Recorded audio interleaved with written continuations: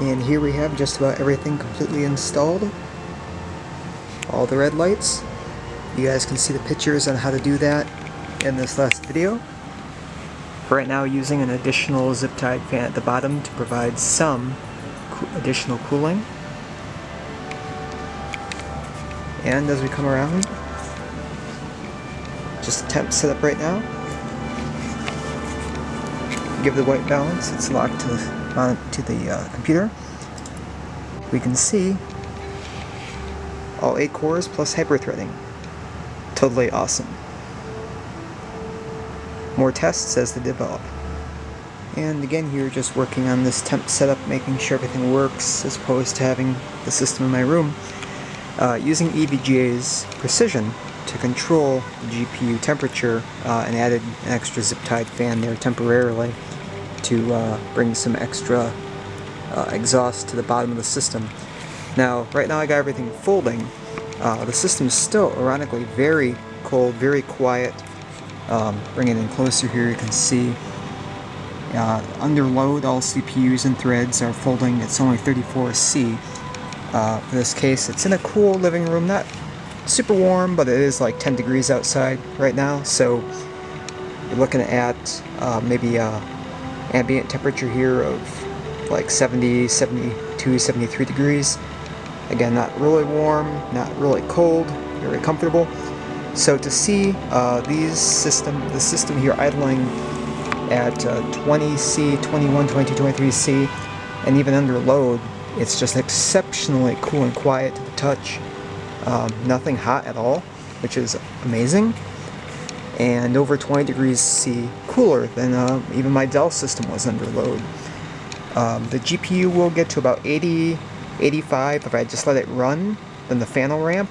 But with EVGA precision, I have a little profile I built in, so it generally stays in the 60 to 70% fan speed, where it's kind of cool and quiet, and keeps the card, when folding and under load, to maybe 65, 70C, and right now that's really acceptable.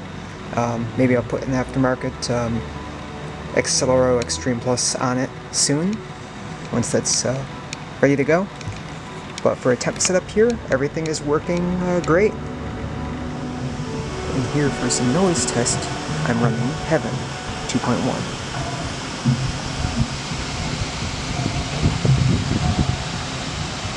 GPU is about 65C. Not too bad.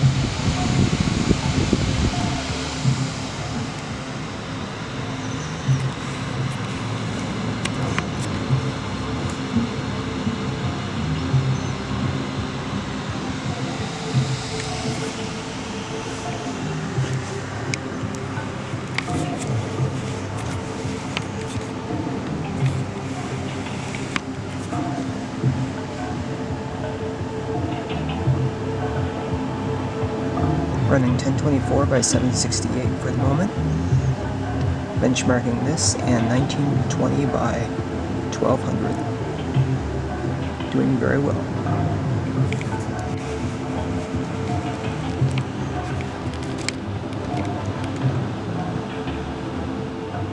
I've also been seeing a lot of questions here on forums, and I wondered myself actually, when looking at this case, how to also swap out the cool blue fans in case you want red or some other color in there. And these are 3 140mm fans. Now I've had to do a few interesting changes from Lian-Li's very thin profiled blue fans. These 148 looms, because all the wires are not slim along the sides and they can't fit in the groove, they all had to actually be daisy chained on this Molex wire here, and they barely, just barely fit together, but they sure enough do work. And if I grab a light here, so you can see just basically all connects to each other, and that one just barely has enough threading and enough cable wire there to get into the controller. So now how that actually works is, on here, set this down,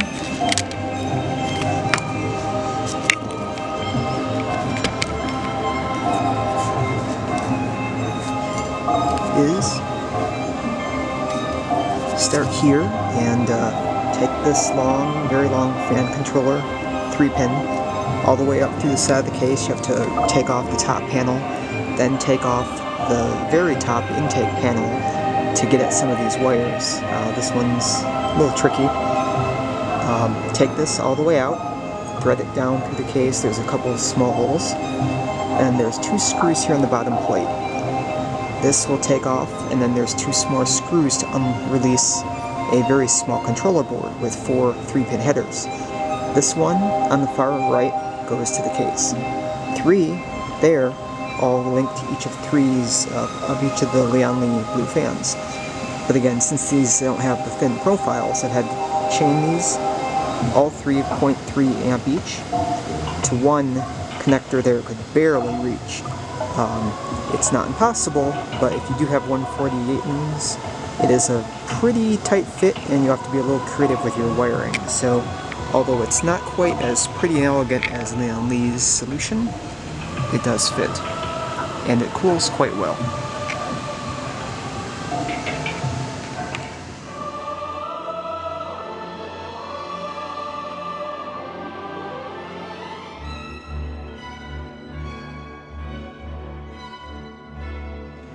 Next, it's also time to show about the top 140mm fan there.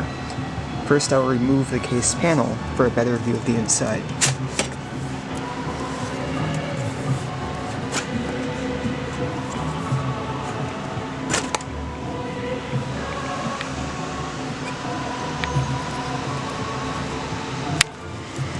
So the trick is for this one, actually, because I was also wondering that.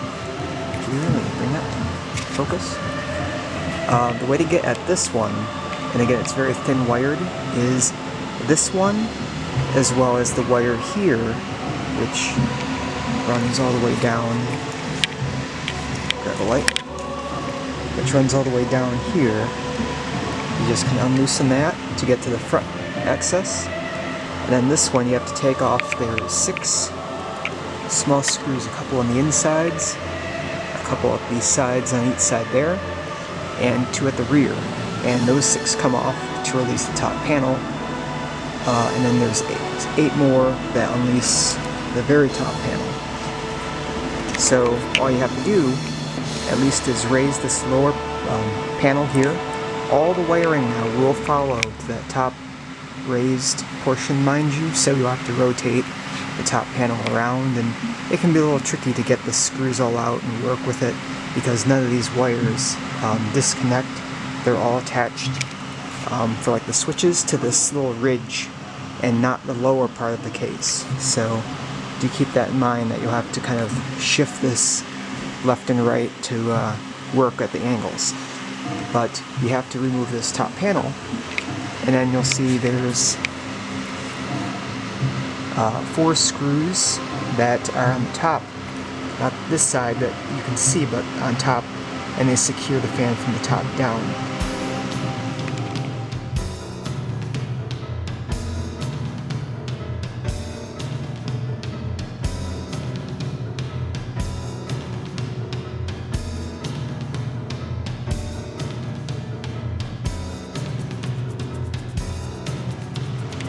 Continue, as I said, say secure this fan from the top down. The major issue I've had is obviously, well, this case has a lot of screws, and unfortunately I don't know how the quality used to be, but this case has had some challenges. This fan needs 4 screws alone. This top part of the case has at least 6. The top ridge has 8, and then all the fan bays here have 4 on each for the guards, for the finger guards, so there's 12, not counting the 4 more even at the bottom of the controller. So you're going to be unscrewing, well, a lot of screws, and they seem to be a very soft, like a soft iron or almost a pewter, definitely not a high-grade steel, and they're not hardened, and so, well, obviously it wouldn't fail on me when I was working on this. You have a couple that can strip, and you don't even need a lot of force. Mine were in surprisingly, probably too tight. maybe whoever did this case at the machine at the factory felt like really putting it together hard, so the screws were nearly impossible to remove without putting in tons of force, and obviously they would just chip away and strip. So one strip there, and then of course the middle guards stripped the center bay. And how that works again actually here is you have to disconnect all three fans, and unless you shift this over a table and can remove them from the bottom, once the controller is out, you take all three and pull them all out together from the top. But sat here with a drill for a couple hours and literally had to bore out and get a screw tapper set from like Home Depot for about $5 or $10, and use the number 2 size.